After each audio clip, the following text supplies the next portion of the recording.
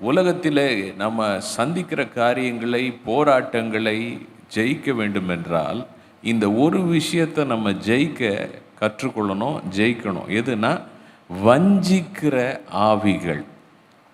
உண்மை இல்லாத ஒன்றை உண்மை என்று நம்புவதோ அல்லது ஒருவரை நம்ப வைப்பதோ வஞ்சகம் அல்லது ஏமாற்றம்.